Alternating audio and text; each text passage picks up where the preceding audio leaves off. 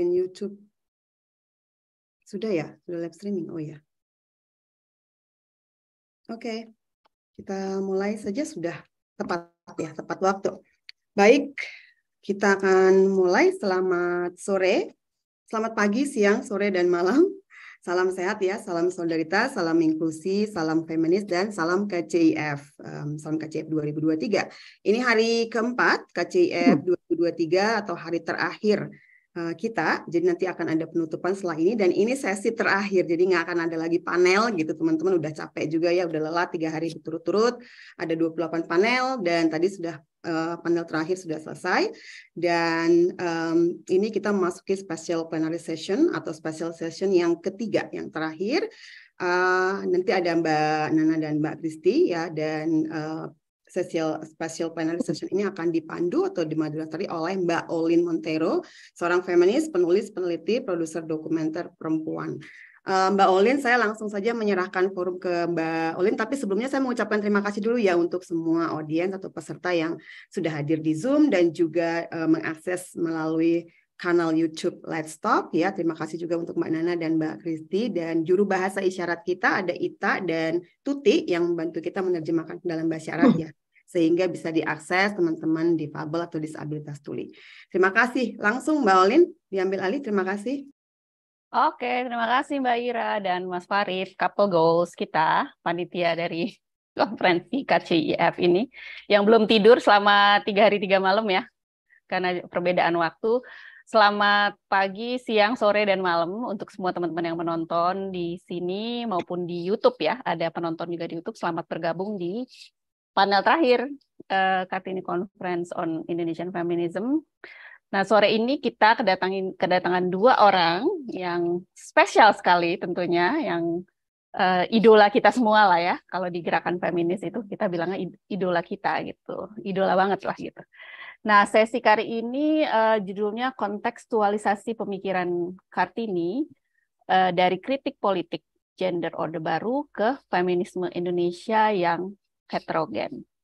Nah, dari panitia catatannya adalah sesi ini ingin mendorong tradisi mempelajari sejarah feminisme Indonesia yang kaya dengan pertama-tama tentu mempelajari pemikiran Kartini ya. Sementara nama Kartini itu sangat populer, familiar, kita semua tahu, ada harinya juga ya. Tapi sebenarnya apa sih substansi pemikiran dari Eyang Kartini ini ya? Nah, ke depan ini tradisi mempelajari sejarah feminisme ini akan menyentuh perjalanan sejarah lain yang mungkin masih tersembunyi, dan ini sebenarnya yang ingin digali dari konferensi ini dan dari teman-teman panitia dari konsorsium ya. Salah satunya dari Let's Talk. Nah, jadi panitia ingin mengenal Kartini yang sebenarnya tidak terlalu mendalam ya, tapi dia juga bagian dari proses sejarah, tapi khususnya sejarah politik gender orde baru yang membangun narasi Kartini untuk kepentingan kekuasaan. Nah, pentingnya lagi dengan sekedar membuat perayaan Hari Kartini yang agak Jawa sentris ya dan tradisional, orde baru juga menghilangkan atau menyembunyikan sejarah feminisme yang sebenarnya ya. Atau di Nusantara lah, kita pakai Nusantara juga bisa. Jadi kita ingin mempelajari ulang Kartini dalam konteks membangun tradisi, mempelajari ulang sejarah juga, dan juga sikap aktivisme kritis melawan sisa-sisa politik gender orde baru melalui narasi tunggal Kartini. Lalu kedua, untuk situasi kontemporer dengan membangun awareness atau kesadaran tentang sejarah yang kaya dan bersedia mempelajarinya, membuat studi, dan kemudian membangun pemahaman ya atau awareness di antara kita tentang betapa pluralnya gerakan feminisme kita yang tidak bisa ditunggalkan dan tentu tidak bisa disederhanakan. Nah, kekayaan yang perlu menjadi sumber daya bagi konsolidasi agenda feminisme yang setiap hari mengalami perkembangan, bagaimana kita menyikapi keragaman dan kekayaan ini agar benar-benar menjadi kekuatan sosial politik di tengah situasi sosial politik saat ini dengan segala dinamikanya.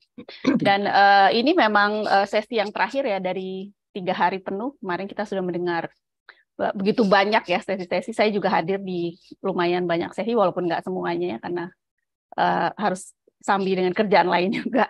Tapi ada beberapa yang menurut saya sangat menarik ya, karena dari sisi kajian tentu kajian-kajian baru yang menelaah ulang pemikiran Kartini dan juga gerakan feminisme, seperti ada sesi metafisik seks dan gender, pemikiran realis. That's awesome gitu lah untuk kita mempelajarinya dan kita mendengarnya. Dan juga kemudian selain kajian-kajian soal historiografis, juga kemudian kajian soal masyarakat adat, politik pemilu, pengetahuan feminis, feminisme muslim, dan juga sampai ke ranah-ranah yang lebih gerakan aktivisme yang kemudian sangat spesifik bekerja di bidangnya masing-masing begitu. Contohnya ada riset soal vagina rejuvenation, itu sangat menarik sekali ya itu tuh dibahasnya. Kemudian teman-teman perempuan yang bekerja di komunitas Sembalun ya di NTB, teman-teman ODIF, lalu soal homofobia, dan juga soal tadi yang terakhir saya dengar posyandu remaja gitu, bagaimana kita membangun ya generasi muda di dalam gerakan feminisme ini yang tentu akan menjadi masa depan gerakan kita ya, mereka inilah gitu.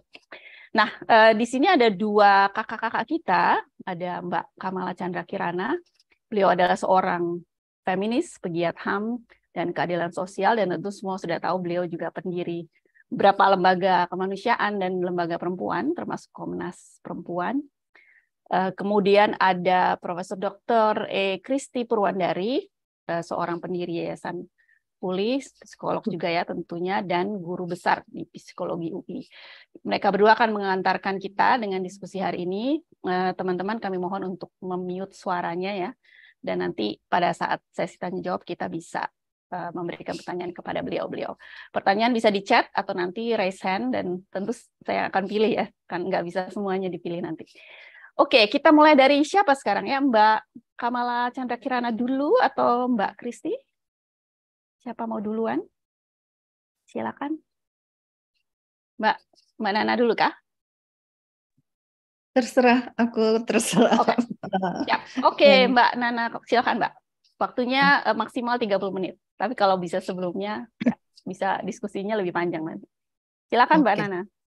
Makasih banyak ya Olin. Terima kasih juga buat kawan-kawan penggagas Kartini Conference. Ini yang sangat sangat penting pada hari ini.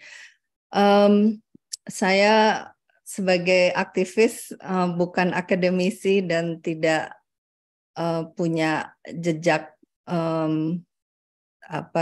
mengkaji Kartini, tapi merasa sangat penting perjalanan Kartini sebagai basis refleksi kita sebagai aktivis di dalam sebuah pergerakan yang panjang dan besar. Jadi saya akan ISO speed. Let's get right. Pak Deren minta di-mute, Pak Deren. Mungkin panitia bisa memberikan ya. Oke, aku bisa nih kayaknya. Oke.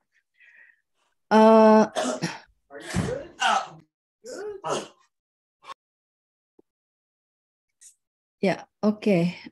Makasih.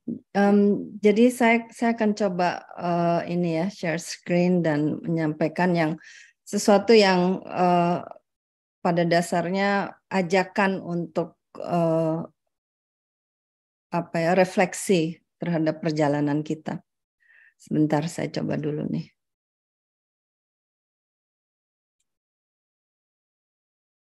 Sudah bisa kelihatan ya? Kelihatan, Pak. Bagus. Kelihatan, oke, makasih. Jadi saya membuat tadi ekspektasi dari kawan-kawan penggagas Kartini Conference on Indonesian Feminism ini besar sekali. Tapi saya akan ambil satu angle saja yang memang berbasis pada positioning saya, peran saya sebagai aktivis. Jadi saya beri judul yang lebih sempit mungkin, bertarung di zaman yang berubah, Kartini dan kita. Harapannya lewat perjuangan dan pertarungannya Kartini kita merefleksikan perjalanan kita sendiri. Sebentar, ini saya mesti ke bawah. Ups. Gimana nih ya turunnya? Sorry, maaf ya.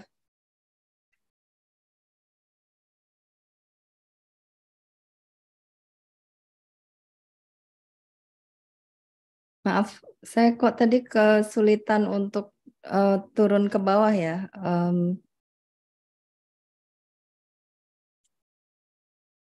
Bisa diulangi mungkin, Mbak, Mbak. mau Diklik kemudian ke bawah. Oke, sudah. Ya, terima kasih. Sorry. Oke ya.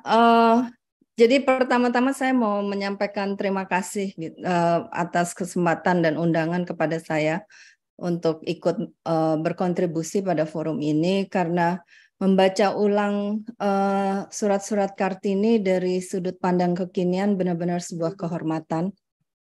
Saya ingin Kartini di dalam salah satu surat awalnya tahun 1899 kepada Stella Zeehandelar bicara bagaimana begitu bersemangatnya dia untuk menghadapi pertarungan yang akan dia jalankan. Saya ingin berbagi 4 pokok pikiran beranjak dari sosok Kartini dan perjuangannya. Yang pertama, saya ingin menempatkan Kartini dalam konteksnya dan juga kita yang kemudian dikaitkan dengan konteks kita hari ini. Yang kedua, saya ingin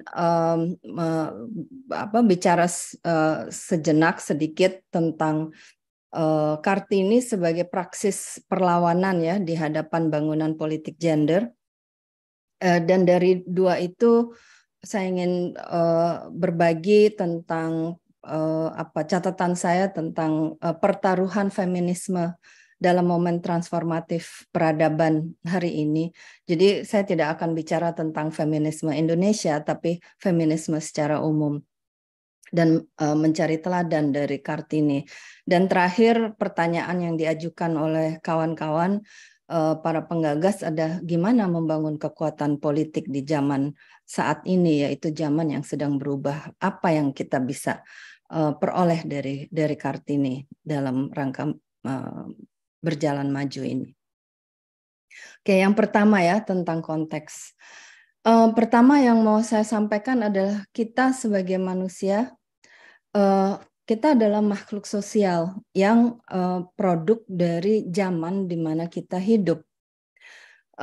Jadi kalau kita lihat gambar di sini, kita lihat proses produksi pertanian atau perkebunan dulu di zamannya Kartini. Ini saya temukan sebuah foto dari sekitar akhir tahun 18-an. Dan konteks kita sekarang saat perempuan juga menjalankan proses produksi di perkebunan dengan segala kekhasan momen kita hari ini. Di sini ada gadgetnya juga gitu ya, bahwa itu masuk di dalam proses produksi. Jadi kita sebagai makhluk sosial ya dibentuk oleh zaman kita. Tapi memang Kartini mempunyai kekhasannya tersendiri dan mungkin ini juga kekhasan kita hari ini. Yaitu sebenarnya kita di tengah sebuah zaman yang sedang berubah. Dan ini merupakan sebuah tantangan tersendiri. Ketika zamannya bukan sesuatu yang statis, tetapi sesuatu yang sebenarnya mungkin yang sedang mengalami perubahan yang sangat mendasar. Dan ini rasanya mungkin mirip dengan musim pancaroba ya. Jadi tidak ada hal yang benar-benar pasti, tidak ada hal yang benar-benar statis. Nah, menurut saya ini salah satu hal yang menggambarkan di mana Kartini dengan kita hari ini mempunyai titik temu. Kita sama-sama hidup di dalam zaman yang tengah mengalami perubahan. Kita hidup di sebuah ruang antara dua zaman yang berbeda. Ini saya mau kasih gambarannya. Jadi Kartini lahir 1879, itu kira-kira 10 tahun yang lalu. Sebelum dia lahir, kultur stelsel, sistem tanam paksa yang sangat sangat eksploitatif, menciptakan penderitaan yang luar biasa kepada penduduk di Jawa, dan itu berlangsung selama 40 tahun ya, mempunyai impact yang begitu besar. Dan saya kira saat Kartini berjalan-jalan bersama ayahnya untuk ke desa-desa melihat kehidupan rakyat, yang dia lihat adalah sisa-sisa dari sistem tanam paksa yang eksploitatif ini. Kita tahu bahwa jadi kira-kira ketika dia jalan-jalan bersama ayahnya ke desa-desa itu sudah 10 tahun lah kira-kira ya lewat dari sistem tanam paksa ini. Tapi kita tahu sebagai orang yang bekerja di dalam konteks kekinian bahwa 10 tahun di dalam sebuah proses perubahan tidak terlalu lama juga gitu ya. Kita masih melihat sekarang pun kita sudah 20 tahun lebih sejak reformasi masih melihat sisa-sisa zaman Orde Baru sistem otoriter. Jadi Kartini pasti melihat sisa-sisa dampak dari tanam paksa dan penderitaan yang dialami oleh masyarakat, dampaknya pada kehidupan rakyat. Pada saat yang sama, saat Kartini mulai masuk di dalam masuk dalam pingitan, sedang terjadi perubahan secara politik. Itu adalah awal dari sebuah politik etis dari pemerintahan kolonial pada saat itu yang mungkin juga itu reaksi terhadap sistem eksploitasi yang begitu besar di zaman tanam paksa, dan pemerintah Belanda mulai ada perdebatan di Belanda sendiri untuk mengintegrasikan orang-orang pribumi yang dididik di dalam sistem birokrasi dan mempunyai satu pendekatan politik liberal pada saat itu. Jadi saat Kartini sedang dalam pingitan, sedang menulis surat-suratnya, bergaul dengan berbagai macam pihak, ini semua sedang bergejolak. Ada diskusi-diskusi, dia bercerita bagaimana dia berjumpa dengan A, B, C, bukan hanya orang Belanda yang datang di situ ataupun lewat surat-suratnya, tapi juga dengan pemuda progresif, termasuk dengan ayahnya sendiri yang juga progresif. Jadi dia berada di dalam sebuah era yang muncul gugatan-gugatan baru, ide-ide baru, walaupun belum sampai terwujud apa yang disebut Indonesia, kemudian disebut Indonesia ataupun nasionalisme. Pada saat yang sama di Belanda dan di Eropa secara umum sedang ada gejolak atau gelombang gerakan sosial yang begitu besar, baik yang bersifat liberalisme maupun yang sosialis dan kiri, dan yang itu pun juga merupakan hasil dari perubahan sistem produksi di Eropa, di mana muncul buruh yang bekerja di dalam sektor industri dan memunculkan kesadaran baru tentang hak-hak politik, termasuk perjuangan gerakan perempuan untuk menuntut hak memilih, hak untuk ikut dalam pemilihan umum, untuk ikut memilih kepemimpinan politik dan ikut bertarung di dalam proses politik. Jadi ini adalah masa di mana Kartini sedang hidup dan mengolah apa yang sedang terjadi di sekitarnya. Fast forward ke hari ini, pertanyaannya adalah bagaimana kita sekarang hari ini menyimak gelombang perubahan yang sedang terjadi di tingkat global, sebagaimana Kartini menyimak dan menggapai melalui surat-suratnya perubahan dan bukan hanya menggapai tapi menjangkau dan ikut berkontribusi dalam sebuah proses perubahan yang sedang terjadi di tingkat global. Hari ini kita tahu ada global warming, kita tahu perang mulai muncul dengan perang di Ukraina yang kemudian menciptakan shock tersendiri bahwa sekarang kita memasuki kembali sebuah era peperangan di mana semua berbagai negara berusaha untuk membangkitkan sistem militernya, di mana otoritarianisme meningkat di mana-mana dan kemudian muncul kekuatan baru kekuatan ekonomi baru yang imperialistik juga, punya misi imperialistik dari Cina.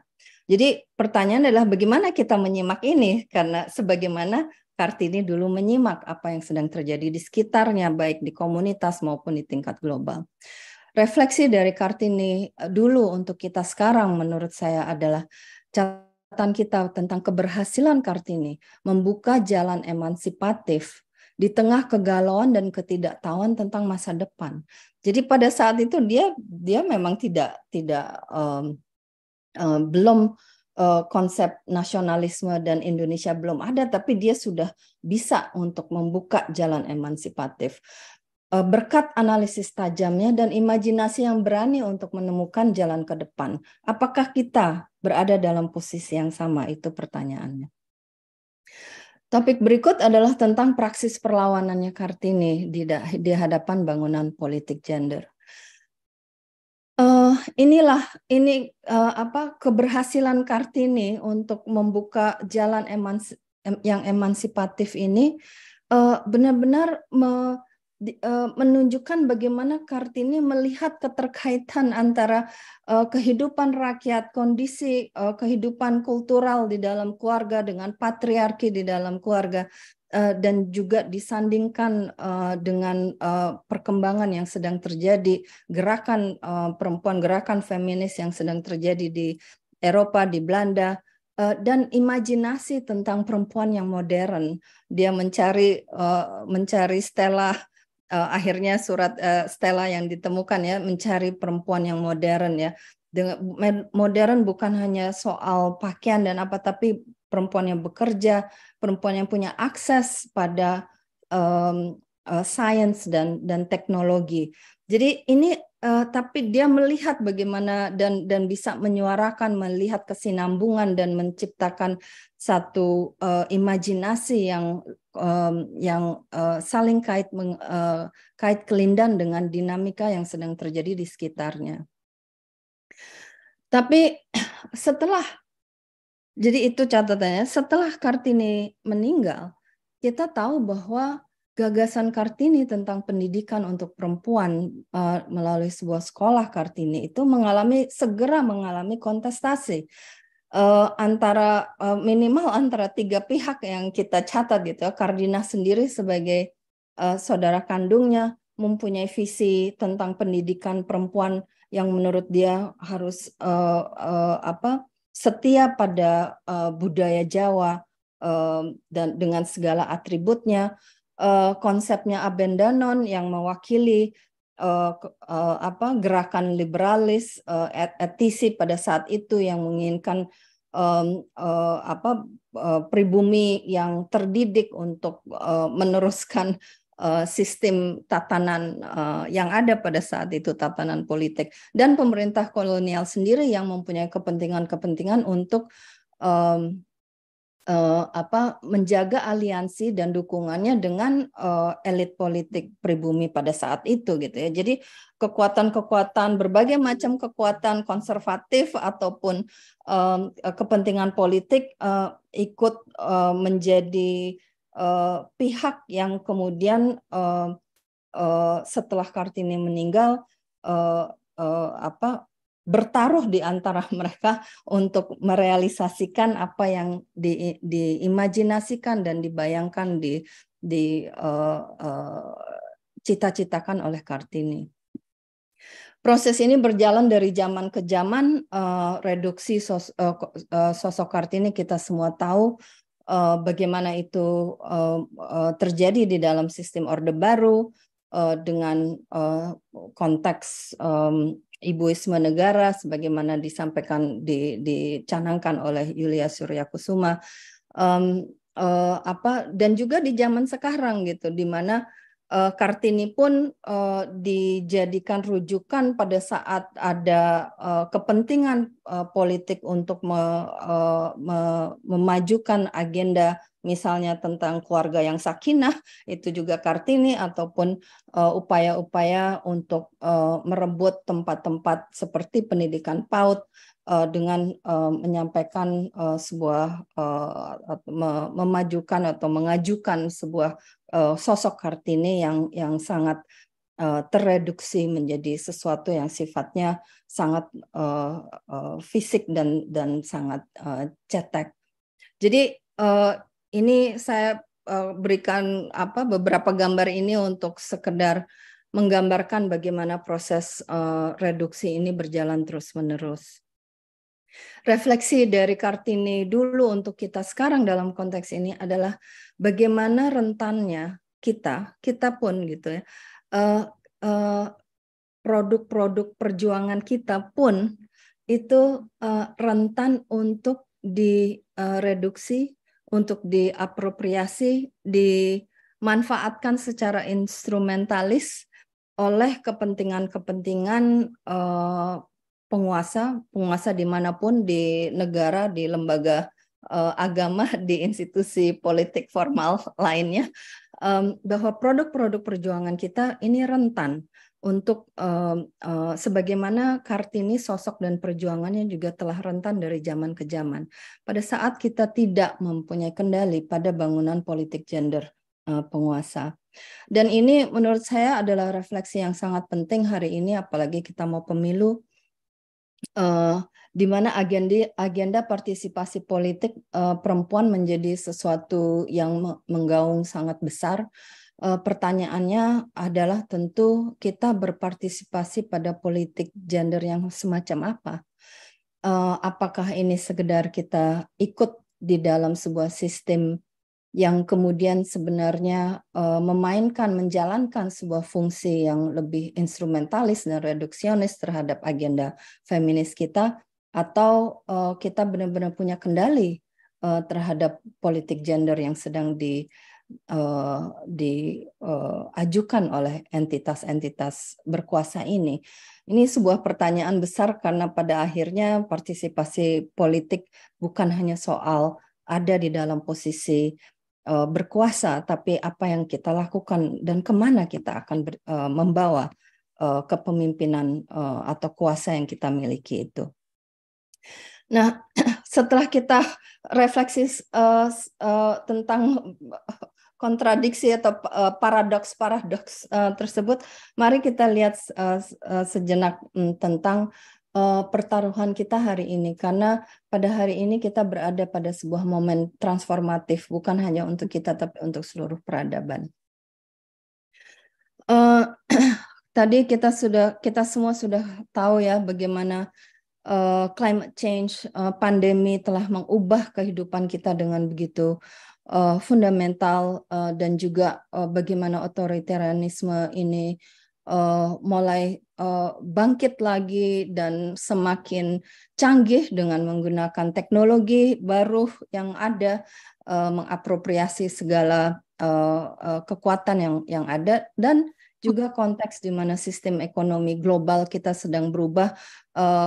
Kekuatan ekonomi adikuasa dulu yang ada di sebelah dunia belahan barat sekarang sudah mendapatkan saingan yang sangat besar dari Cina yang mempunyai ambisi yang sangat besar dan punya karakter kapitalismenya sendiri. Kondisi ini dengan segala kait kelindan ini memunculkan sebuah istilah yang mulai digunakan untuk membedakan krisis-krisis yang telah dialami oleh kita sebagai warga dunia dengan kondisi kita hari ini. Itu disebut polycrisis. Polycrisis artinya bahwa berbagai macam sistem, apakah itu sistem produksi ekonomi, sistem politik, sistem komunikasi, semua mengalami krisis, dan krisis-krisis ini saling mengait dan dan saling mempengaruhi, sehingga dampaknya jauh lebih besar daripada elemen-elemen krisis itu masing-masing. ini dianggap sebuah momen dalam perjalanan sejarah dunia kita gitu ya, yang sangat khusus. Bahkan, dan ini sesuatu yang menarik sekali, World Economic Forum dalam laporannya yang terakhir tentang resiko yang kita hadapi, dia menyatakan tahun 2030 bukan SDGs yang akan menjadi realitas kita, tapi justru polycrisis gitu ya. Jadi kita sibuk dengan SDGs, tapi sebenarnya kita sementara dunia yang kita kenali ini sedang mengalami krisis yang luar biasa. Bagaimana posisi kita?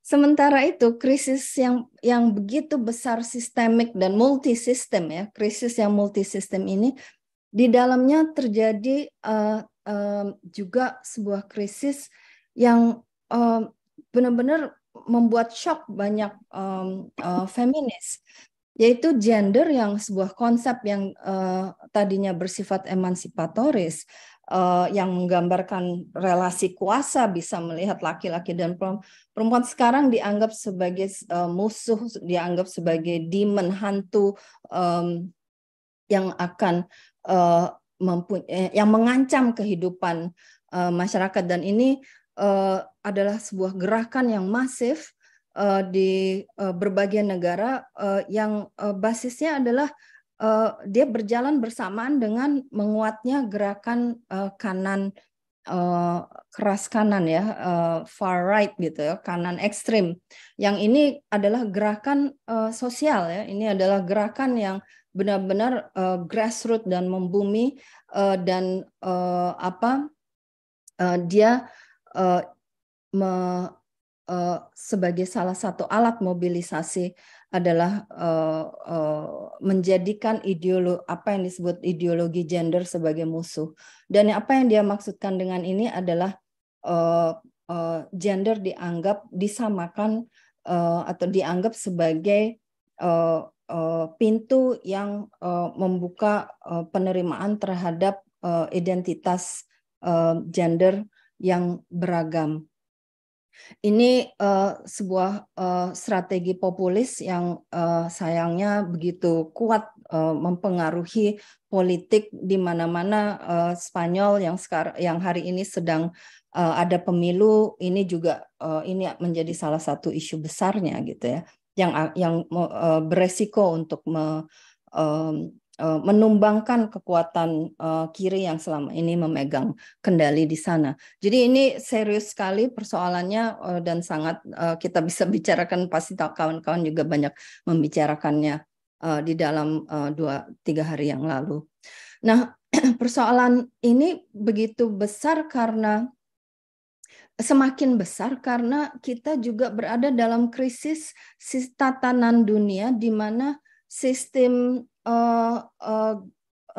tata kelola di tingkat internasional pun sedang mengalami krisis. Itu yang disebut rules-based international order. Jadi konvensi-konvensi HAM, konvensi terkait dengan perubahan iklim dan sebagainya, lingkungan hidup, semua ini adalah sistem dunia yang basisnya adalah sama-sama membangun kesepakatan, perjanjian antar negara. Tapi kekuatan-kekuatan baru seperti Cina, seperti Saudi Arabia dan Rusia dan sebagainya ini sudah menggoyahkan sistem itu, menginfiltrasi sistem itu dan menciptakan kegamangan yang sangat besar. Jadi yang selama ini kalau kita tahu, kita sebagai aktivis bergantung mengandalkan pada misalnya mekanisme HAM internasional, ini sendiri sekarang berada dalam krisis. Jadi kita benar-benar ditinggal sendiri sebenarnya. Kita sudah tidak ada yang bisa kita andalkan dengan serta-merta. Semua ini harus kita cari jalan baru. Soal keberagaman feminisme itu ya memang sudah keniscayaan karena patriarki tidak pernah bekerja sendiri. Dia bersenyawa dengan berbagai sistem kuasa lain, apakah itu kapital, negara, agama, adat. Jadi bahwa kita beragam, iya, tapi bagaimana kita mengelola keberagaman ini di tengah polycrisis, di tengah krisis dan apa ya, menguatnya kekuatan politik kanan secara luar biasa di bumi ini pada hari ini. Nah, soal keberagaman ini saya ingin menyampaikan di sini bahwa keberagaman kita bukan taman bunga yang harmonis dengan sendirinya, melainkan pada hari ini, pada hari di mana polarisasi begitu tinggi, dia sebenarnya lebih mirip hutan belukar yang penuh batang dan akar yang saling berkompetisi di tengah iklim yang tidak menentu. Jadi kalau kita pikir bagaimana kita mengelola keberagaman di antara gerakan feminis sendiri, ini juga bukan sesuatu yang mudah karena gerakan anti trans itu didukung juga oleh feminis-feminis di barat gitu ya, yang menyatakan dia sedang membela perempuan biologis terhadap konsep atau sistem di mana hak-hak trans itu juga diakui. Jadi dalam konteks ini kita berkompetisi gitu. Sehingga saya ingin merujuk lagi ke gambarnya yang diberikan oleh Sylvia Tiwan pada pembuka hari pertama sebuah angkot ya, di mana dia bertanya kita mau kemana gitu ya. Jadi artinya ketika untuk mengelola keberagaman yang ada di antara kita gerakan feminis, kita tidak bisa sekedar mengelola perbedaan di antara kita. Kita harus mengetahui kita sedang mau kemana di dalam era yang sangat kritis ini, dan ketika arah itu jelas, maka kita akan jelas dengan siapa kita perlu berjalan bareng. Dan ketika kita berjalan bareng juga kita perlu menghormati bahwa karena sistem patriarki bersenyawa dengan sistem yang kuasa yang berbeda-beda, bahwa strategi dari macam-macam gerakan feminis yang ada ini juga mungkin berbeda gitu ya, tidak asal arahnya sama gitu ya. Jadi ini membutuhkan satu kecanggihan kita untuk membaca peta gerakan kita sendiri. Nah,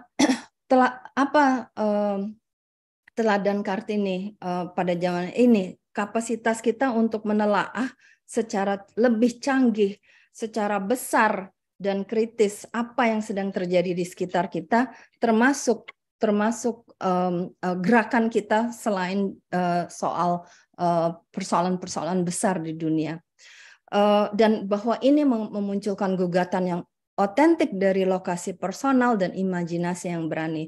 Tentu kita perlu menempatkan Kartini sebagai bagian dari sebuah pertarungan yang tidak tunggal, karena pada generasi di mana Kartini hidup muncul juga perempuan-perempuan yang mendobrak, melakukan pertarungannya sendiri di dalam konteksnya masing-masing. Terakhir, saya tahu ini udah melewati 30 menit, ini singkat saja tentang bagaimana ke depan. Bagaimana kita membangun kekuatan sosial politik di zaman yang berubah, yang kita sendiri tidak tahu ini akan membawa kita ke dalam sebuah kehidupan yang lebih baik atau justru lebih buruk, atau bahkan kita akan hancur bersama ya. Apa gaung dari Kartini?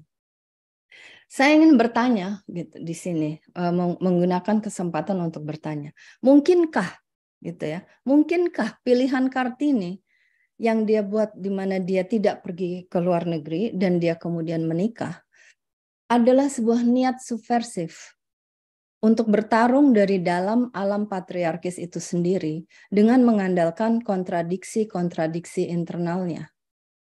Mungkinkah? Jadi di sini saya ingin bertanya, jangannya ini bukan kekalahan dan bukan juga bukan kekalahan Kartini, tapi ini adalah pilihan secara sadarnya membaca peta yang ada, peta kuasa yang ada di dalam konteksnya, membaca dinamika global yang ada, dia memilih untuk berjuang di komunitasnya sendiri. Jadi kita tidak tahu apakah benar atau tidak, dan mungkin tidak akan pernah tahu. Tapi menurut saya ini pertanyaan yang penting untuk kita tanyakan. Karena pada dasarnya menurut saya untuk membangun kekuatan sosial politik, kita harus mulai dari kemenangan-kemenangan lokal dalam pertarungan bersama bagi diri, bumi, dan peradaban. Artinya, ketika dunia sedang krisis, polikrisis yang saat ini, kita yang menjadi taruhan kita sebagai gerakan feminis dengan segala keberagamannya ini adalah untuk mendapatkan kemenangan-kemenangan lokal yang ini menjadi bagian dari patchwork yang akan membantu berkontribusi pada kemenangan yang lebih besar di tingkat bumi dan peradaban. Kemenangan-kemenangan ini sangat penting dan artinya kita kerja di komunitas, di konteks kita merebut institusi-institusi sosial yang ada di sekitar kita, menjadikan contoh-contoh yang sangat jelas tentang dunia yang kita inginkan, perubahan transformatif yang kita inginkan, menciptakan realitas yang konkret di komunitas, tapi ini terkait satu dengan lainnya dengan perjuangan-perjuangan lain di luar. Jadi bukan statement, bukan aliansi yang sifatnya statement bersama atau kita mengadakan rapat-rapat di sana sini, tapi benar-benar membuat kemenangan-kemenangan lokal yang kemudian itu dikomunikasikan dan bahkan distrategikan bersama secara transnasional. Jadi sebuah strategi transnasional yang mengakar. Terima kasih. Oke, terima kasih banyak Mbak Nana untuk presentasinya yang sangat komprehensif. Teman-teman boleh silakan kasih tepuk tangan atau emoji-emoji juga boleh untuk presentasinya Mbak Nana. Menarik sekali ya, tapi dari tadi presentasinya Mbak Nana, saya sendiri sebenarnya ada beberapa pertanyaan ya, tapi mungkin nanti kita lempar setelah presentasi Mbak Kristi. Itu karena sangat menarik sekali tadi presentasinya. Selanjutnya saya persilakan langsung Mbak Kristi untuk menyingkat waktu. Silakan Mbak Kristi. Baik, terima kasih banyak. Selamat pagi, selamat siang, selamat sore, teman-teman semua. Ada Olin, Ira, Mbak Nana, Farid, dan semua teman yang lain. Acara yang digagas teman-teman ini saya rasa suatu acara yang sangat penting ya. Nah, tadi Mbak Nana sudah banyak memaparkan pada kita bacaannya tentang Kartini. Nah, teman-teman, mungkin saya tidak lagi membaca mengenai Kartini, tapi sebenarnya kalau kita baca Kartini, saya setidaknya, saya melihat ada banyak sekali atau hampir semua yang ia sampaikan itu masih relevan sih hingga sekarang, gitu ya.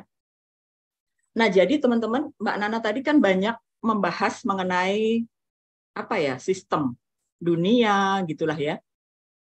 Mungkin sekarang saya ingin share tentang apa yang saya amati aja. Apa yang saya amati bekerja dengan anak-anak muda. Dalam hal ini maksudnya mahasiswa-mahasiswa gitu ya. Dan melihat yang tadi Mbak Nana bilang perubahan yang luar biasa yang membuat saya berpikir bahwa kita ketika bicara bagaimana dapat mengkontekstualisasi atau melanjutkan perjuangan Kartini, jangan-jangan kita perlu banyak juga bicara mengenai diri kita sendiri, gitu teman-teman. Karena apa yang terjadi sekarang ya, perubahan-perubahan yang luar biasa itu kalau dari sisi psikologi lumayan menghantam kedirian kita. Seperti itulah teman-teman. Jadi mungkin yang saya akan paparkan itu lebih mengenai hal-hal yang observasi psikologis gitu teman-teman, dan observasi saya sebagai orang yang bekerja di bidang pendidikan gitu ya, di mana yang tadi Mbak Nana bilang perubahan itu memang amat sangat terlihat gitulah. Nah jadi mungkin saya menggunakan judul kontekstualisasi pemikiran Kartini, tantangan bagi feminisme Indonesia yang heterogen. Jadi saya juga akan mungkin share tentang penelitian-penelitian mungkin ya yang ada tentang bagaimana masyarakat melihat feminisme, bagaimana feminis melihat dirinya sendiri di masa sekarang, seperti itu. Nah, seperti tadi ya, saya tidak akan bahas lagi mengenai Kartini. Tadi saya sampaikan ya, pemikirannya secara umum itu masih amat sangat relevan kalau saya melihatnya ya. Saya ingin share gitu ya pada teman-teman mengenai suasana masa kini yang amat sangat diwarnai oleh keramaian di media sosial. Dan juga suasana saat ini yang kita akan bilangnya ini sebagai era post-feminisme gitu ya, di seluruh dunia sih sebenarnya. Tapi mungkin kita akan sedikit melihat lebih di Indonesia. Nah, kalau kita bicara mengenai media sosial, itu kita bicaranya mengenai internet sih ya. Dan jadi mungkin saya ingin kasih konteks psikologinya dulu ya teman-teman, supaya teman-teman melihat bahwa perjuangan kita sekarang ini lumayan susah, karena kita juga berjuang untuk memahami diri kita sendiri sih, khususnya anak-anak muda itulah. Kenapa? Ya karena hidup tidak lagi seperti dulu ketika aku ketemu langsung dan ngobrol dengan orang lain, tapi semua dimediasi oleh internet. Sehingga kita melihat bahwa relasi langsung atau tatap muka itu jauh-jauh menurun. Nah, saya ingin sedikit share aja sama teman-teman. Kan di kuliah, jadi saya mengajar kuliah kualitatif ya, penelitian kualitatif, dan saya meminta mahasiswa untuk kalian bikin penelitian kecil dong, gitu, berenam, masing-masing kelompok berenam. Lalu waktu itu semester lalu, saya bilang kalian bikin topik besarnya adalah anak muda pasca pandemi. Saya berpikir bahwa mereka sebagian akan memilih topik kesepian dan pertemanan. Kayak gitulah teman-teman. Yang saya tidak sangka gitu, kan ada 8 kelompok di kelas saya ya. 6 kelompok itu memilih topik itu loh. Jadi ada persoalan-persoalan mereka tidak lagi berelasi langsung dengan orang lain dan mengalami kebingungan, kesepian gitu. Nah, jadi penelitian-penelitian psikologi itu sudah lumayan banyak dilakukan, khususnya di negara-negara barat ya, bahwa internet itu menurunkan kepedulian nyata kita dan empati kita. Jadi maka kita bisa mengerti mengapa orang bisa menyampaikan kata-kata yang begitu kasarnya kepada orang lain gitu di media sosial. Kita melihat juga bahwa pada anak muda khususnya mungkin mereka lebih lekat dengan dunia maya sih daripada dunia nyata. Dan mereka mungkin ketika mereka punya masalah di dunia nyata, mereka itu mungkin sebagiannya akan lari ke internet gitu, karena bagi mereka lebih aman mungkin gitu ya. Nah, jadi kita melihat ada anak muda juga yang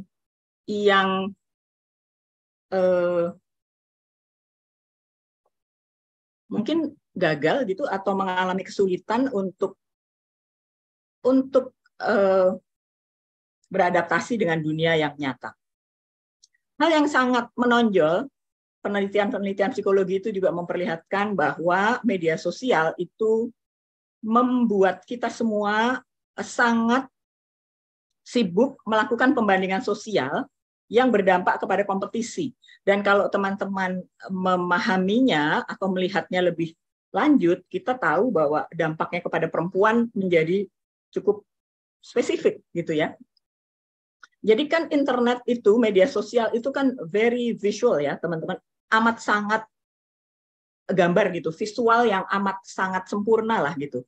Jadi orang kemudian membandingkan dirinya dengan orang lain. Kok dia lebih keren, kok dia lebih cantik, kok dia lebih internasional daripada saya, kayak gitulah. Jadi kita melihat bahwa di anak muda saat ini, setidaknya di UI ya, tapi saya melihat mungkin di tempat lain juga demikian, kompetisi itu menjadi sesuatu yang sangat kuat. Nah, ada hal yang karena mereka susah gitu ya bertatap muka, susah menjalin hubungan langsung, maka muncul yang namanya dating app kan ya. Nah, dating app ini sebenarnya sih ya kita sih melihatnya netral aja sih soal dating app. Masalahnya adalah kalau dari sisi psikologi loh teman-teman. Anak-anak muda itu dalam rangka mencoba mengatasi kesepiannya, mereka masuk dalam dating app dan mereka mungkin melihat praktik dari teman-temannya yang lain dan masuk ke dalam perilaku seksual terlalu cepat. Seperti itu ya, yang membuat mereka mengalami kebingungan sebenarnya. Karena ketika kita punya rasa kesepian, sebenarnya mungkin cara mengatasinya secara yang sebenarnya itu tidak melalui hal itu sih, gitu ya. Jadi ada praktik perilaku seksual baru yang di satu sisi orang bilang, oh itu kebebasan loh buat perempuan, tapi di sisi lain kita melihat bahwa apakah benar yang namanya casual sex atau friends with benefits misalnya, itu sungguh memberikan suatu benefit gitu buat perempuan gitu. Karena, nah ini situasinya pada masyarakat kita ada pola-pola perilaku baru atau norma-norma baru yang terbangun, tapi sebenarnya masyarakat tidak serta-merta meninggalkan norma-norma yang lama. Seperti itu. Nah, jadi kita melihat juga akhirnya kalau orang masuk dalam suatu hubungan yang cuma ya aku mau cari kesenangan atau mengatasi kesepianku, akhirnya orang lain jadi instrumen, tapi dia tidak paham bahwa jangan-jangan dirinya sendiri juga jadi instrumen, gitu ya. Jadi teman-teman kita di psikologi juga melihat ada lumayan banyak persoalan kesehatan mental yang sekarang ini dihadapi oleh anak-anak muda ya.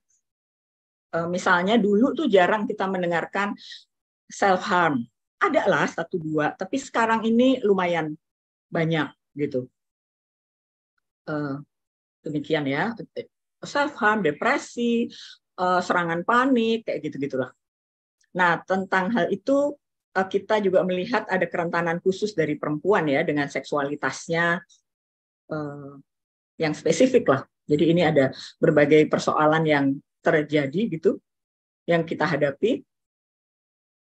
Nah, tadi ada Mbak Damaria yang bahas tentang Kartini dikudungi gitu ya. Jadi media sosial saat ini juga membuat kita mengalami kesulitan karena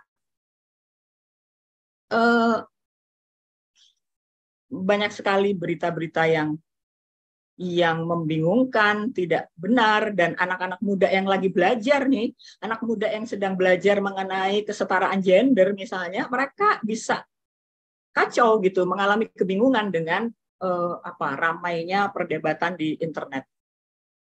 Nah, saya ingin mencatat sedikit tentang bahwa warganet gitu ya, netizen itu sekarang kalau teman-teman mengikuti YouTube, Instagram, itu sangat ramai dan cenderung menunjukkan perilaku menghukum atau menstigma kelompok-kelompok yang dinilai tidak sesuai dengan norma agama atau norma masyarakat. Dan ini menyulitkan sekali lah buat gerakan perempuan ya jadinya.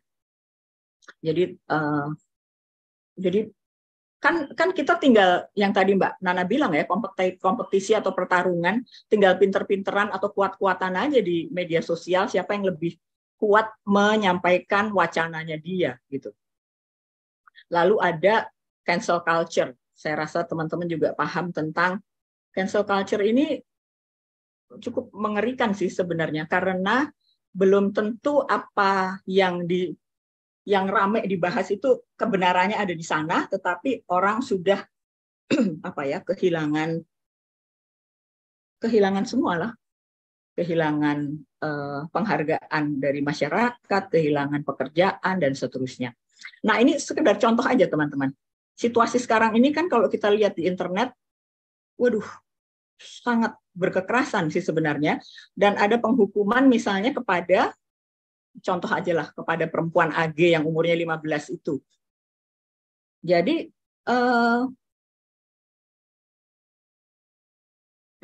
apa ya, gerakan-gerakan di masyarakat itu tidak semudah itu untuk dijawab lah oleh kita kelompok perempuan. Ini juga contoh-contoh lah ya, yang kita nonton dimanapun gitu tentang pelakor, tanda kutip ya, perempuan pelakor yang kemudian digebukin oleh, waduh, dan orang berkomentar sangat negatif dalam arti mendukung. Ya udah dimatiin aja, dihajar aja, kayak gitulah. Nah, jadi situasi kita ini yang orang bilangnya post-truth ya, post-feminism, post-truth. Jadi orang pokoknya kan gitu, pokoknya yang aku bilang benar itu benar, atau yang aku yakini ya itu yang benar gitu ya. Sesuatu yang wah benar-benar susah untuk mengatasinya. Nah, kita melihat cukup banyak sih sebenarnya misogini dan kekerasan dari sesama perempuan kepada perempuan lain di media sosial itu kenceng. Tidak hanya dari laki-laki gitu ya. Nah, jadi sebenarnya kita perlu memperjuangkan penghapusan kekerasan dari akar ideologinya, tapi justru yang terjadi sekarang adalah kita terperangkap di dalam ideologi berkekerasan sih. Dan lumayan susah gitu untuk membahasnya karena itu ada di dalam keseharian kita gitu. Nah, terus terang saya cukup cemas sih teman-teman memahami hal itu. Aku tuh mikir, wah gimana ya kok bisa kayak gitu. Kita perlu memahami nih sebenarnya peta masyarakat itu kayak gimana sih. Bagaimana sih penerimaan mereka terhadap gerakan kesetaraan gender misalnya gitu ya. Nah, kita perlu paham bahwa sebenarnya kita nggak perlu juga terlalu kecil hati karena persepsi negatif kepada feminisme itu nggak cuma di Indonesia sih teman-teman, tapi di dunia internasional sih sebenarnya kalau kita lihat berbagai penelitian hingga saat inilah ya. Terus terang saya sekarang amat tertarik ya untuk mencoba meneliti bagaimana masyarakat menerima feminisme, bagaimana kelompok feminis sendiri melihat dirinya. Kayak gitu tuh aku cukup tertarik ya untuk mempelajarinya. Jadi sudah mulai membaca berbagai penelitian tentang itulah. Nah, jadi dengan kekhawatiran saya, ini Indonesia tanpa feminis misalnya, atau wacana-wacana yang menolak kesetaraan gender lah misalnya, itu tuh membuat kita bertanya sebenarnya situasi seperti apa sih ya. Nah, jadi teman-teman, kemudian ini udah agak lama ya, 3 tahun yang lalu, saya belum sempat untuk menuliskan dengan lebih komprehensif lah gitu. Jadi ada 2 mahasiswa yang waktu itu minta dibimbing oleh saya, terus saya bilang mau nggak kalian neliti mengenai feminisme, ada kaitannya lah dengan feminisme. Terus ya Mbak boleh gitu ya. Nah, singkat kata aku cuma mau menyampaikan yang bagian kanan ini teman-teman ya. Mohon maaf, saya agak batuk. Jadi ini penelitiannya murni kuantitatif ya, pakai kuesioner dan ada skala-skala gitulah. Jadi waktu itu saya bilang, oke, kita meneliti mengenai bagaimana anak-anak muda perempuan itu melihat laki-laki, melihat perkawinan, bagaimana kedekatan mereka dengan agama misalnya ya. Tapi saya juga bilang kita sekalian dong bertanya tentang how do you identify yourself kayak gitulah. Jadi ada pertanyaan tentang sejauh mana kamu memahami dan menerima persoalan kesetaraan gender dan feminisme. Seperti itulah. Nah, dari 958 orang nih teman-teman, aku sangat-sangat takjub gitu ya. Saya nggak nyangka datanya seperti ini. Saya pikir datanya tuh beda banget. Aku pikir datanya tuh yang tidak setuju feminisme dan kesetaraan gender itu jauh lebih besar. Data ini membuat saya sangat takjub gitu, karena ternyata para gadis ini, mahasiswi ini, yang mereka mengaku tidak atau belum tahu soal kesetaraan gender dan feminisme itu cuma 5,4%. Sedikit loh teman-teman. Lalu yang mengatakan tidak setuju kesetaraan gender dan feminisme cuma 1,5. Ini tentu saja nggak berbasis populasi ya teman-teman. Jadi kita menyebarkannya insidental. Tapi setidaknya memberikan gambaran juga sih kepada kita tentang bahwa di lapangan tuh situasinya kayak gini loh. Gitu. Lalu yang mengatakan mereka setuju kesetaraan gender, tapi mereka bukan feminis, aku rasa itu hal yang umum ya teman-teman. Orang kan bilang gue setuju kesetaraan gender, tapi gue bukan feminis, gue takut dengan istilah itu, gue gitulah. Jadi karena istilah feminisme memang masih berkonotasi negatif. Itu ada 55% loh. Sangat besar. Lalu yang setuju dengan kesetaraan gender dan feminisme itu 33%.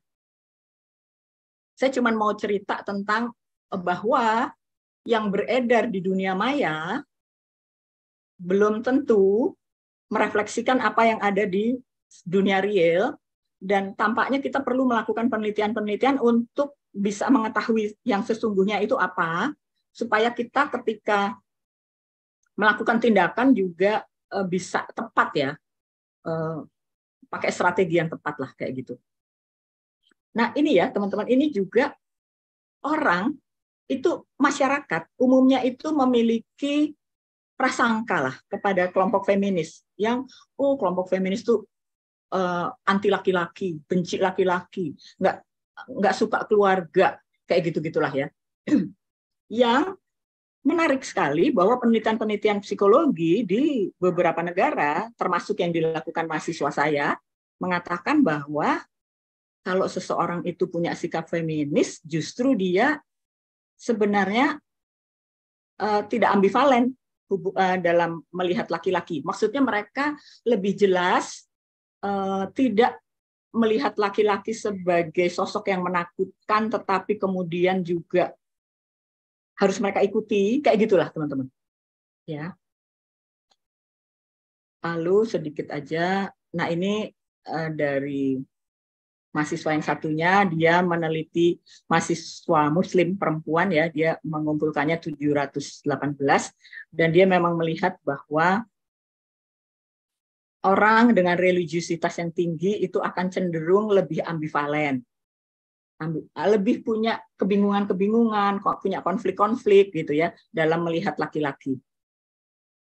Tapi orang dengan tadi ya ideologi feminis yang lebih kuat itu cenderung sudah melampaui kebingungan-kebingungan dia. Seperti itulah teman-teman. Hal-hal yang menurut saya sangat menarik dan perlu kita sampaikan ke publik lah gitu, untuk memberikan suatu pandangan yang baru lah. Ini berbagai penelitian tentang feminisme dari berbagai negara ya teman-teman. Mohon maaf aku nggak sempat untuk ngecek satu demi satu. Ini pernah saya baca aja. Secara umum persepsi negatif dari masyarakat tentang feminisme itu memang nyata lah gitu ya. Penelitian-penelitian psikologi seperti yang tadi menjelaskan bahwa ambivalensi atau prasangka terhadap laki-laki justru lebih rendah pada kelompok feminis. Jadi kalau orang bilang bahwa feminis itu membenci laki-laki, itu nggak benar. Kayak gitulah ya. Nah, cukup banyak penelitian yang dilakukan oleh kelompok feminis yang aku rasa juga perlu kita lakukan ya, karena kita harus melihat ke dalam juga kan, nggak cuma melihat keluar, tentang konflik-konflik internal di kalangan kita sendirilah. Kalau Nicola Rivers, ini bukunya dia ya, dia bahas tentang inilah situasi post-feminism, dan dia menjelaskan mengenai ibu dan anak yang adalah feminis gitu, yang ternyata mereka bisa memiliki konflik yang kencang lah gitu.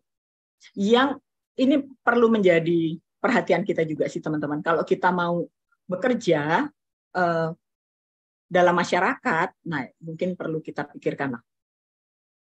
Perempuan menilai dan menghukum perempuan lain di media sosial sudah cukup banyak dilakukan gitu ya. Yang semua ini menurut saya menjadi tantangan bagi feminisme, dan di Indonesia pun untuk apa nih yang kita mesti lakukan. Jadi perlu kita bertanya gitu ya, respon dan strategi kita ini apakah efektif dan tepat, apa yang harus diperbaiki dari apa yang kita lakukan, seperti itu. Nah, mungkin sebagai catatan akhir saja ya, buat saya sih pemikiran Kartini itu relevan banget ya, khususnya dalam hal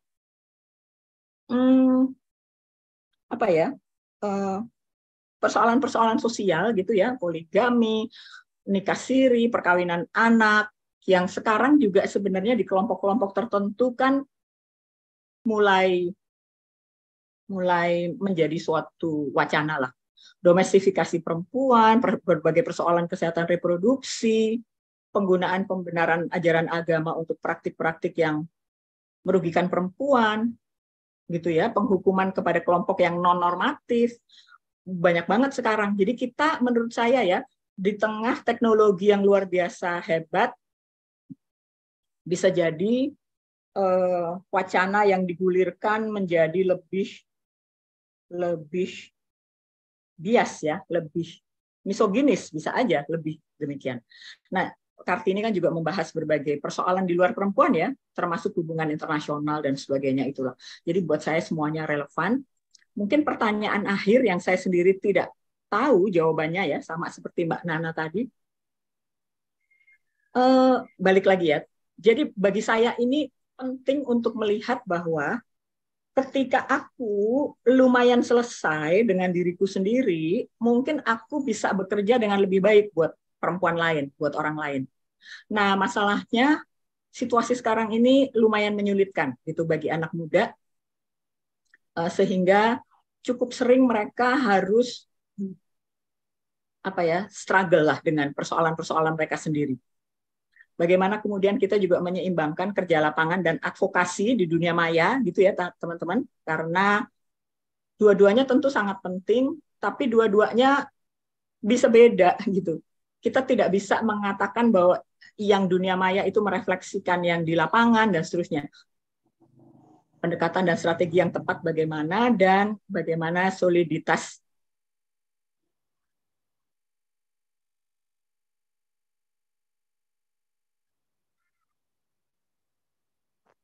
kita sendiri. Terima kasih banyak.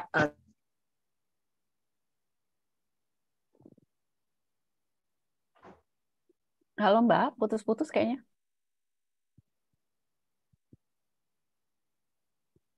Mbak Kristi? Saya udah selesai. Oke Mbak, sudah selesai ya? Soalnya tadi pas terakhirnya agak putus-putus. Ya? Oke, sorry. Aku udah selesai. Makasih teman-teman. Ini aku tutup dulu ya kameranya, takut kalau ini. Oke, siap Mbak. Mengganggu. Oke, terima kasih banyak Mbak Kristi. Kita kasih tepuk tangan, tanda jempol atau tanda hati, apapun silakan dikirimkan reaksinya, dan di chat juga sudah sangat ramai, banyak yang minta minta materi dari kedua pembicara. Nanti minta ke Mbak Ira ya, panitia ya. Udah dikirim Mbak Olin. Udah aku kirim. Sudah dikirim juga ke chat ya Mbak ya? Chat. Ya, silakan di chat, di download ya teman-teman. Nanti supaya jangan nyari-nyari Mbak Ira, karena besok dia harus tidur dulu seharian. Nah, dia ada 3 hari tidak tidur. Oke, baik sekali. Menarik sekali ya tadi pemaparan dari kedua kakak-kakak pembicara kita yang sudah sangat istilahnya menggugah kita ya untuk berpikir dengan kritis mengenai situasi gerakan feminisme Indonesia, dan kaitannya tentu dengan persoalan yang lebih global seperti yang sudah dilakukan oleh Ibu Kartini ya pada zamannya, yang kemudian dia juga membaca buletin-buletin dari gerakan perempuan di Eropa dulu, dan dia juga sangat peduli dengan isu-isu yang cross-cutting, ya, isu lingkungan, budaya, nasionalisme, kolonialisme, begitu, yang kemudian memang itulah yang menjadi dasar mengapa konferensi ini dibuat ya, salah satunya karena pemikiran-pemikiran beliau yang melampaui zamannya dan juga tentu sangat sangat unik ya, walaupun dia mungkin juga tidak mengaku dirinya feminis ya pada zamannya itu. Dan menarik sekali tadi pemaparan dari Mbak Kristi soal zaman yang sudah berubah, di mana sekarang pertemuan-pertemuan nyata memang kurang ya, sama seperti konferensi ini pun beberapa hari ini kita bertemu secara virtual ya, tidak bertemu langsung, sehingga itu menjadi salah satu catatan di dalam perubahan di gerakan feminisme. Oke, kita akan kasih 3 penanya, dan tadi saya sempat baca sekilas ada pertanyaan di chat ya, di chat dari namanya tidak disebut, hanya si her, hers. Saya ingin mengajukan pertanyaan untuk Mbak Kristi ya. Bagaimana caranya untuk coping perasaan bersalah atau bagaimana memberikan kesadaran baru pada diri sendiri karena merasa rendah diri dan tidak pantas hidup karena sudah tidak perawan namun tidak melakukan hubungan seks secara langsung alias secara online atau video call ya, maksudnya VCS ya. Terus apakah pengertian tidak perawan itu menjadi semakin luas dan berkembang di zaman ini dari yang sebatas sudah melakukan seks secara langsung menjadi melakukan seks secara online ya. Dan mungkin aku kasih 2 yang mau tanya langsung ke Mbak Nana dan Mbak Kristi. Ada yang angkat tangan, Mbak Masturiah ya. Silakan Mbak Masturiah. Diperkenalkan diri sedikit ya Mbak, biar semua kenal. Makasih. Ya. Terima kasih Mbak Olin. Kenalkan, nama saya Masturiah Sakdan. Salam hormat Ibu Kristi. Halo Mbak. Ya, salam hormat. Saya mau bertanya kepada kedua narasumber. Yang pertama untuk Ibu Kristi dulu, karena saya sendiri jomblo gitu. Maaf promosi diri.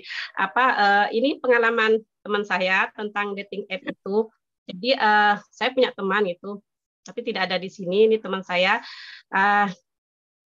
Dia biasa menggunakan, karena kesepian dan jomblo, dia biasa menggunakan dating app itu untuk menghilangkan rasa kesepian. Dan melalui dating apps ini, seperti yang Bu Kristi bilang, dia kemudian melakukan seks itu. Seks itu dilakukan untuk having fun. Ketika saya bertanya, kan dia melakukannya beda-beda laki-laki gitu. Saya menjelaskan itu memang baik gitu untuk kamu sendiri, senang, happy gitu. Tapi itu ada risikonya HIV AIDS, saya bilang begitu. Tapi dia kemudian karena mungkin menurut dia saya telah mengkritik, dia marah gitu. Ini kebebasan. Kamu kok tidak kan sudah belajar feminisme, kok nggak paham tentang kebebasan itu. Saya kemudian galau soal itu karena kawan saya sendiri juga aktivis muda feminis dan dia rajin menulis tentang perempuan dan gerakan perempuan. Kegalauan saya adalah apakah memang begitu feminis itu menggaungkan tentang kebebasan itu? Kalau memang itu memakna kebebasan, apakah itu tidak merupakan salah satu bentuk perbudakan seksual atau bentuk kekerasan seksual? Mohon maaf kalau pertanyaan saya itu salah, karena saya masih untuk soal seks di luar nikah itu saya masih terkungkung dengan dogma agama saya sendiri. Mohon maaf kalau saya salah. Terus pertanyaan yang kedua, sorry Mbak Masturiah, tadi boleh dikalimatin lagi nggak pertanyaannya? Jadi pertanyaan Mbak gimana Mbak? Maksudnya apakah feminisme yang melakukan perilaku seksual di luar menikah itu apakah dianggap feminis atau bagaimana tadi menurut Mbak? Begitu. Dia kan kawan saya kan bilang ini kan bentuk kebebasan. Kamu kan kamu kan sudah rajin menulis tentang perempuan dan feminisme. Dia bilang begitu ke saya. Kamu kan kenapa tidak paham dengan kebebasan perempuan gitu? Karena menurut dia perilaku seksual dengan banyak laki-laki itu adalah bentuk kebebasan.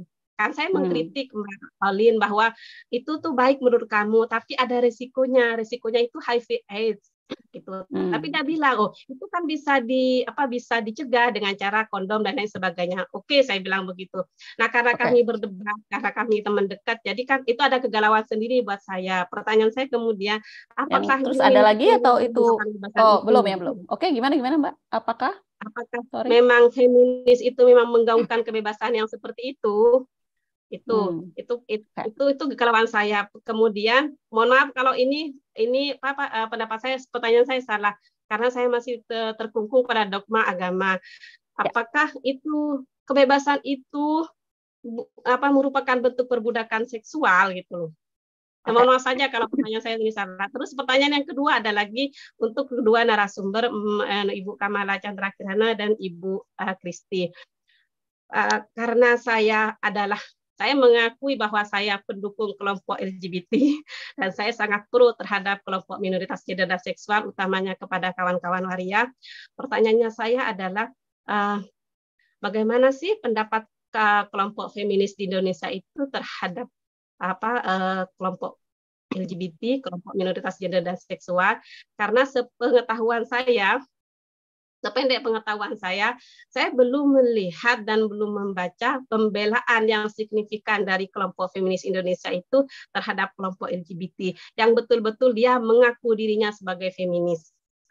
Mohon pertanyaan kedua ini saya tujukan kepada kedua narasumber. Terima kasih. Terima kasih Mbak Masturia. Oke, kita satu lagi ya. Nanti mungkin kita agak molor sedikit. Semoga Mbak Nana dan Mbak Kristi nggak berkeberatan ya. Dari jam yang seharusnya 17.30 mungkin kita bisa 17.40 begitu ya, lebih 10 menit sedikit. Oke, kita kasih lagi ke Luviana sama Anissa ya, tapi mungkin singkat-singkat ya biar semuanya bisa ada kesempatan bicara begitu. Silakan Luvi. Oke, terima kasih Olin, terima kasih Mbak Nana dan Mbak Kristi. Dalam banget, maaf saya memakai handphone, jadi tidak memakai laptop, tidak pakai background. Mbak Kristi, saya mau tanya, untuk media itu kan di zaman internet itu kan logikanya seperti pasar ya. Jadi siapa yang memenangkan, media selalu menggunakan logika pasar sih. Siapa yang memenangkan tagar itu dia akan masuk ke media gitu. Nah ternyata kampanye-kampanye soal kekerasan seksual yang memenangkan tagar selama ini sampai menjadi undang-undang PKS salah satunya itu tuh selalu masuk media. Nah, itu buat saya itu refleksi yang baik gitu. Tapi saya mau bertanya dengan Mbak Kristi, apakah kita akan terus masuk ke logika pasar yang melelahkan ini gitu? Ataukah apa yang harus kita lakukan dalam kondisi ini? Karena sekarang ada AI yang juga menggunakan logika pasar semuanya. Apa yang harus kita lakukan? Gitu aja, Olin. Terima kasih Mbak Kristi, terima kasih Mbak Nana. Oke, Luvi, terima kasih. Anissa Effendi, silakan.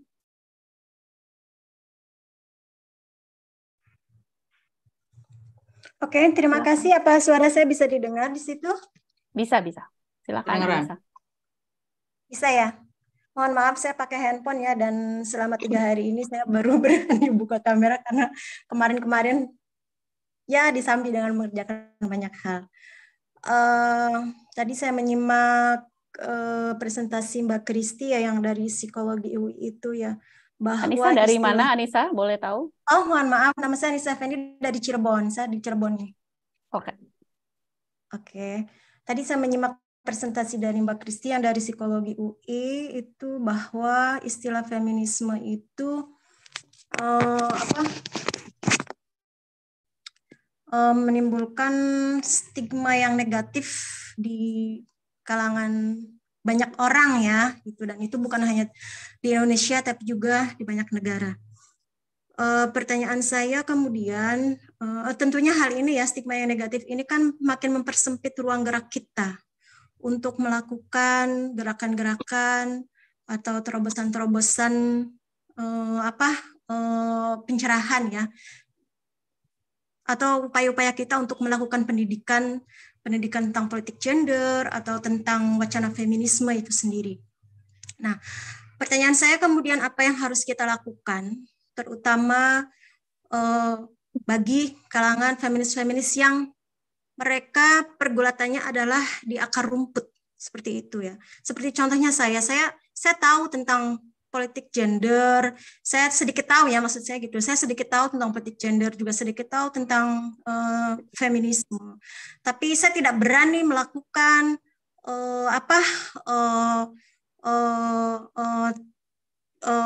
pencerahan tentang pendidikan feminisme di, katakanlah misalkan di level keluarga saya atau di level teman-teman saya gitu.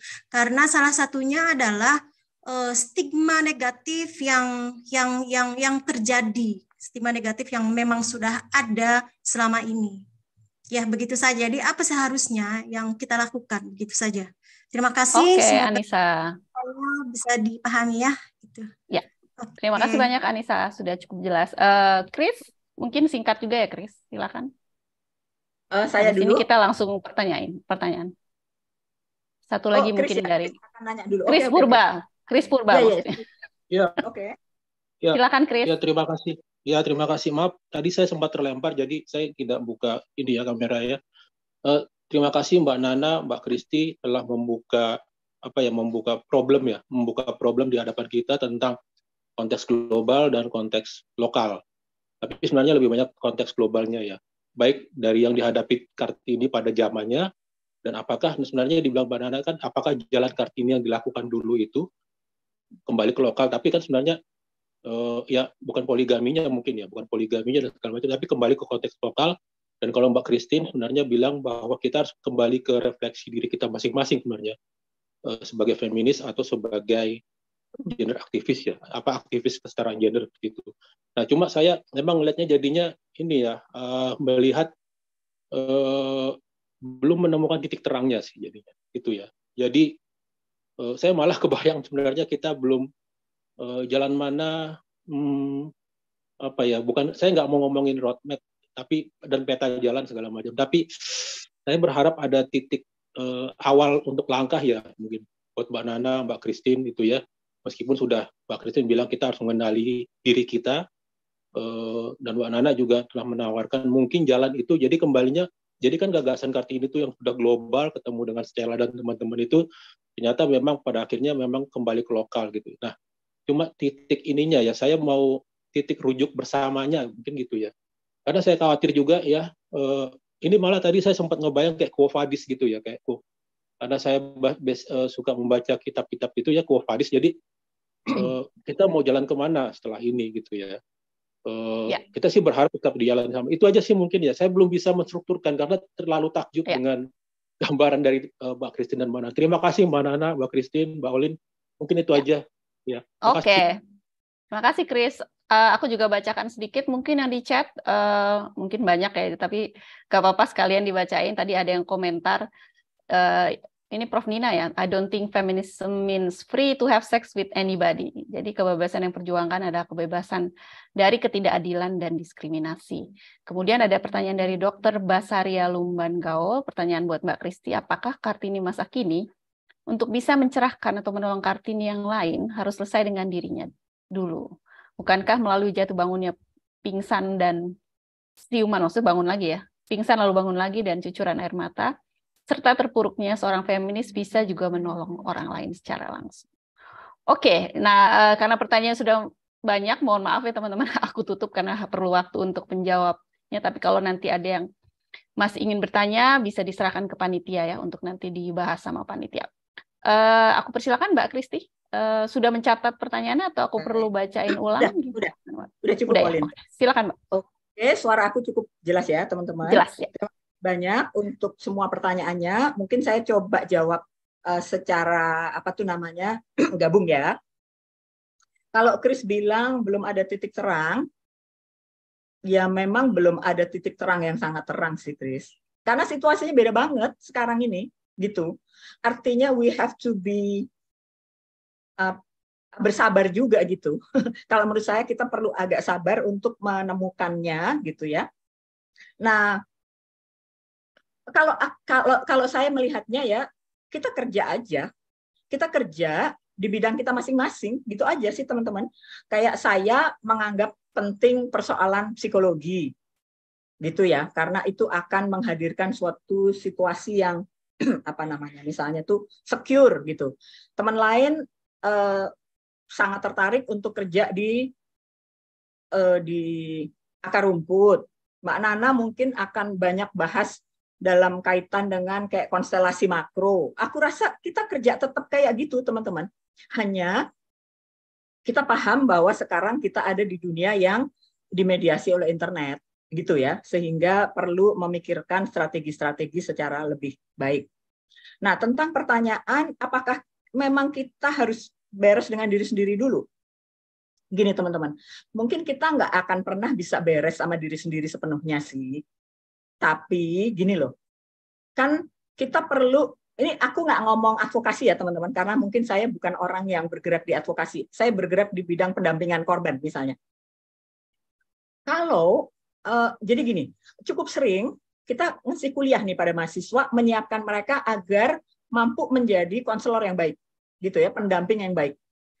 Itu sangat sering ketika kita ngajar, ada mahasiswa yang keluar, dia sesak napas, dia bilang, Mbak, aku ingat kejadian dulu, aku nggak bisa nih, gitu. Nah, jadi kan kita perlu paham, ada orang-orang yang mungkin perlu membereskan dirinya sendiri dulu untuk bisa mendampingi yang lain. Ada orang yang memang tahu bahwa dirinya tuh ya tentu nggak sepenuhnya beres gitu. Yang pasti kalau orang masih sangat bingung tentang dirinya sendiri, dia kan apa yang dilakukan kepada orang lain belum tentu tepat. Karena mungkin dia bisa memaksakan apa yang dia anggap benar, kayak gitu loh. Gitu sih. Belum tentu yang dilakukan pada orang lain tepat, atau apa yang terjadi pada orang lain mengacaukan dirinya sendiri. Nah, itu juga kasihan kan? Kita kan nggak ingin kayak gitu. Nah, pertanyaan lain adalah tentang apakah feminisme bicara mengenai kebebasan seksual yang gini, teman-teman. Kan feminisme banyak banget alirannya sih. Jadi saya nggak akan masuk ke situ ya teman-teman, karena kita diskusinya bisa semalaman lagi sih tentang itu ya. Tapi feminisme tuh alirannya banyak sekali gitu. Ada orang yang menyetujui, ada yang tidak. Tapi kalau saya kembali karena saya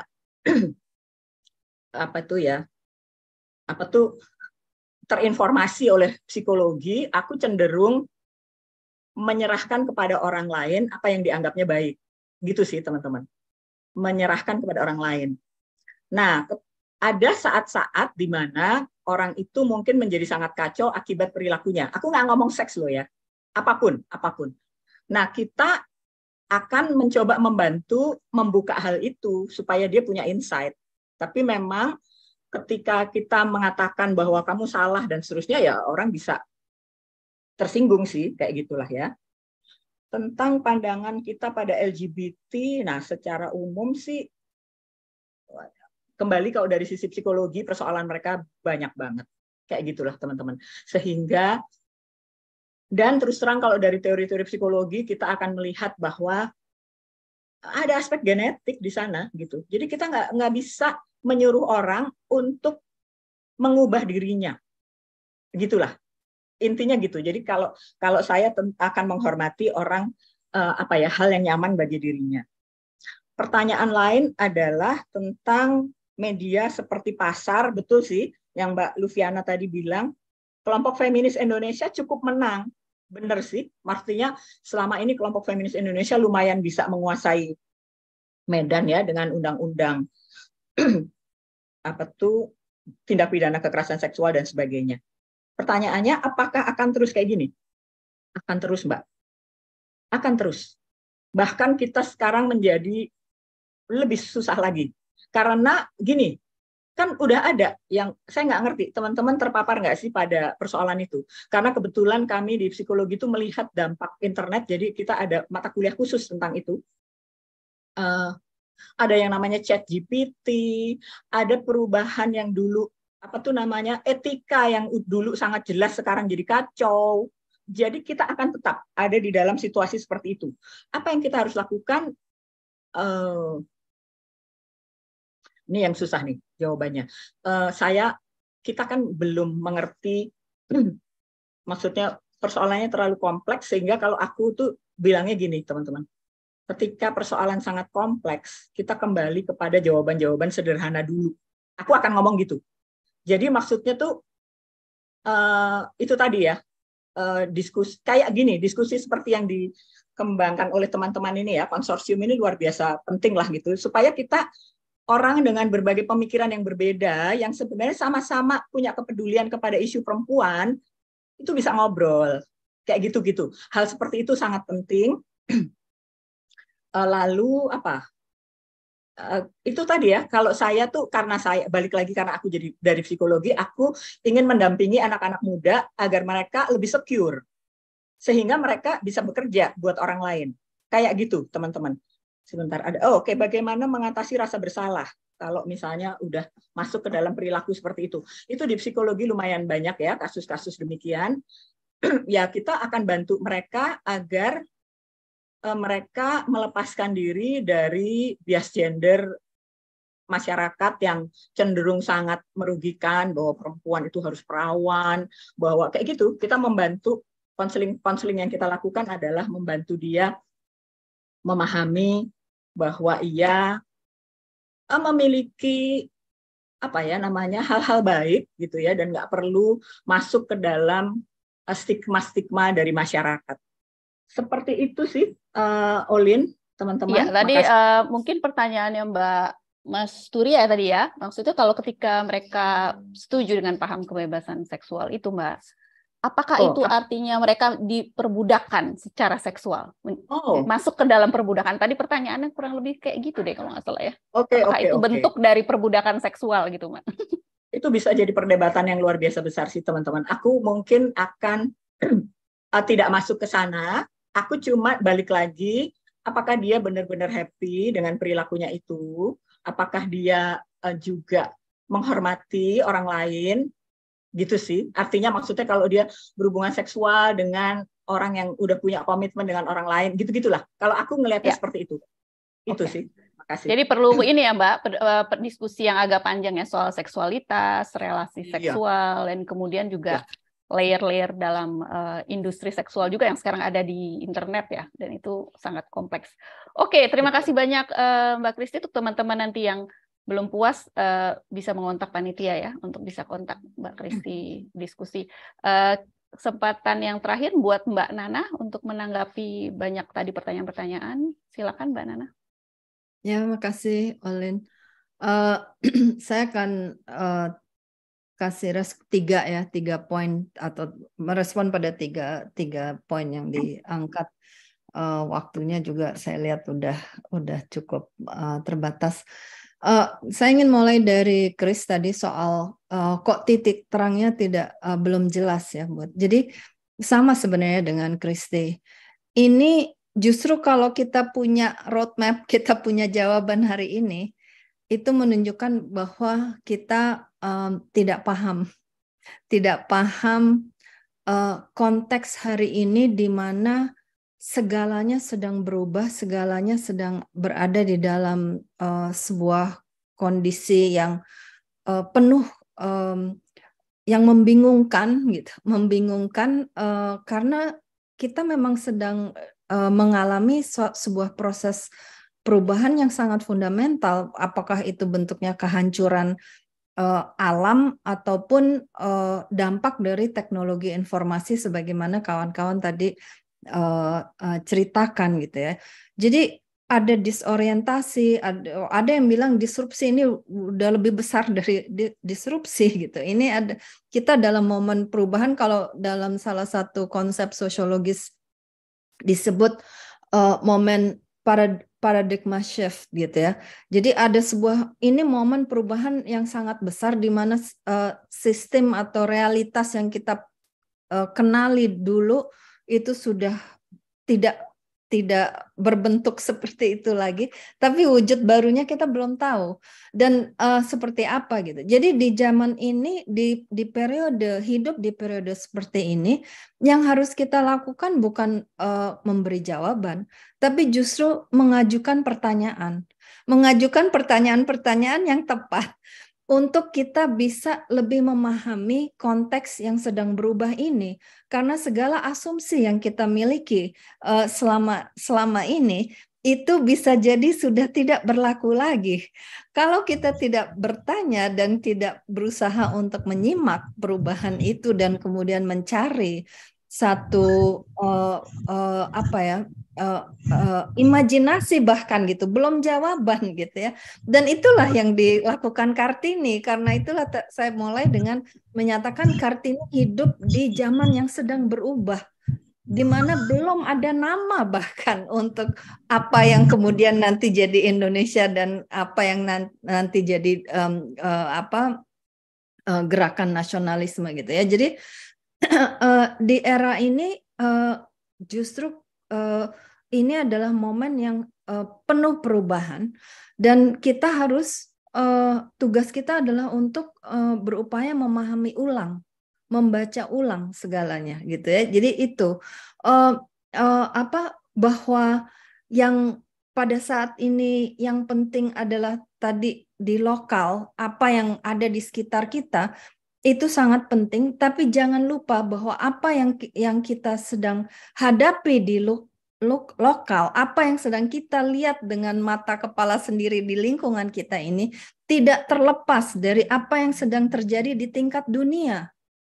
Jadi kalau kita yang mau kita bilang membaca kondisi kita saat ini, tapi hanya secara sempit melihat apa yang ada di hadapan mata, terisolir dari perubahan-perubahan dan dinamika yang sedang terjadi di tingkat yang lebih luas, itu bahaya sekali karena kita bisa salah mengambil kesimpulan dan salah mengambil langkah. Jadi inilah poinnya adalah bertanya pada hari ini untuk menyimak, dan itulah yang dilakukan oleh Kartini, dan dia mencatat apa yang dia sedang dengar dan dia mencari informasi baru di luar lingkungannya sendiri sampai ke lewat surat-surat menyuratnya. Itu apa yang pertama. Kedua, soal feminisme. Feminisme itu sebenarnya sederhana sekali. Dia feminis, untuk menjadi feminis adalah kita membuat analisa tentang ketimpangan relasi, tentang relasi kuasa yang mengakibatkan peminggiran dan penindasan dari perempuan dan kelompok identitas gender lainnya, gitu ya. Dan atas dasar analisa itu kita melakukan perlawanan untuk menciptakan, untuk mengubah kondisi penindasan dan peminggiran yang sistemik tersebut, sehingga menjadi sesuatu yang menghargai semua secara setara dan equal, gitu ya. Jadi sesederhana itu. Kita memang perlu pahami bahwa istilah feminisme itu menjadi label dan dipolitisasi dan dijadikan seakan-akan kita mendukung atau tidak mendukung. Sebenarnya buat saya tidak pakai istilah feminisme juga nggak apa-apa. Jika kita secara esensi sedang melakukan sebuah analisa tentang penindasan sistemik dan peminggiran sistemik, dan kita sedang melakukan langkah untuk melawan dan mengubahnya, gitu ya. Jadi istilah feminisme itu bisa dipakai, bisa tidak dipakai. Yang penting apa yang kita lakukan, gitu. Dan kita jangan sampai terus sibuk berurusan dengan pro kontra, ini feminis atau bukan, dia mendukung atau tidak, sudah selesai atau tidak. Saya kira bukan itu, gitu. Jadi ini saatnya, gitu, di momen yang sangat kritis di dalam perjalanan peradaban, bukan hanya perjalanan Indonesia. Justru marilah kita tidak sibuk dengan hal-hal yang sifatnya label. Kita harus benar-benar mengetahui esensi di mana. Bahkan saya pun tidak mau masuk ke dalam perdebatan feminisme Indonesia, karena bisa jadi tidak ada feminisme Indonesia karena kita semua terus beragam, dan keberagaman itulah yang menjadi sesuatu yang kita kelola dan kita navigasi, gitu ya. Terakhir soal apakah feminisme cukup mendukung gerakan LGBTIQ+, gitu ya. Jadi sekali lagi feminisme itu sangat banyak jenisnya, gitu. Ada yang mendukung secara eksplisit, ada yang tidak mendukung, ada yang menolak. Jadi sebenarnya kalau kita lihat, sebenarnya ada sebuah kejadian di mana pelapor khusus PBB tentang kekerasan terhadap perempuan menulis sebuah surat yang mempersoalkan soal kamar mandi yang terbuka untuk transgender itu di Skotlandia kalau nggak salah. Jadi dia mendukung gerakan yang mempersoalkan ini, dan itu dia mendapatkan reaksi yang sangat besar dari gerakan feminis sedunia, tapi juga mendapatkan dukungan dari gerakan feminis lain, gitu ya. Jadi ini di antara gerakan atau kelompok yang menyatakan diri feminis itu pun bisa punya pandangan yang saling bertentangan gitu ya. Jadi inilah momen historis kita, polarisasi yang sangat besar dan ruang untuk berdialog yang nyaris tidak ada. Jadi apa namanya? Gimana pun juga kita perlu punya kapasitas untuk memahami apa yang sedang terjadi dengan gerakan kita sendiri. Perlu untuk memahami pertarungan-pertarungan di dalam gerakan, bukan hanya gerakan feminis, tapi gerakan sosial. Untuk bisa kita menemukan dan keluar dari jebakan-jebakan atau pengkotakan yang merugikan gitu. Tapi juga jelas dengan siapa kita mau beraliansi, dengan siapa kita tidak gitu ya. Jadi memang ini yang kesimpulan saya dan sebenarnya apa yang saya maksudkan untuk saya sampaikan di dalam kesempatan ini adalah untuk mengajak kita pertama menyadari apa kita berada dalam momen sejarah yang sangat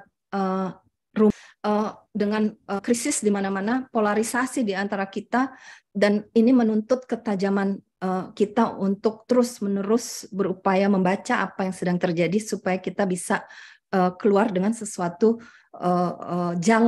sebuah jalan yang bisa nanti sampai pada titik masa depan yang kita masih belum tahu itu seperti apa. Dan inilah yang dilakukan Kartini, dan inilah teladannya dia.